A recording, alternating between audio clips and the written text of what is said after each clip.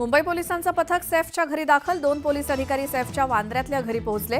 हल्ल्याप्रकरणी पोलिसांकडून तपासाला वेग. सैफवरती हल्ला करणारा अद्यापही फरार. पोलिसांकडून हल्लेखोराचा शोध सुरू.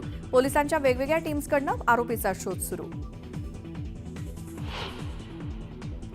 लीलावती रुग्णालयात उपचार घेत असलेल्या सैफ अली खानचा आज जबाब नोंदवणार. क्राईम ब्रांचची टीम घेणार सैफचा जबाब.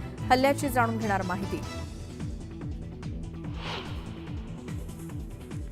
वाल्मिक कराडवर मकोका लागता सीआयडीमध्ये मोठे बदल. सीआयडीचे तपास अधिकारी बदलले. अनिल गुजर यांच्याऐवजी आता किरण पाटील करणार तपास.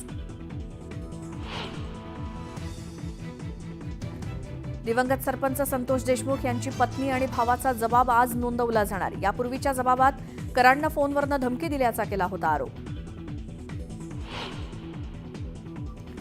सोमनाथ सूर्यवंशीच्या न्यायासाठी आता लॉंग मार्च काढणार. लॉंग मार्चला आज परभणीतनं होणार सुरुवात.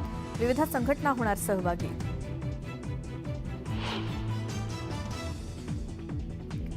धनंजय मुंडेंच्या कार्यकाळात कृषी धोरण कशासाठी बदललं. मुंबई हायकोर्टाच्या नागपूर खंडपीठानं राज्य सरकारकडे मागितलं स्पष्टीकरण.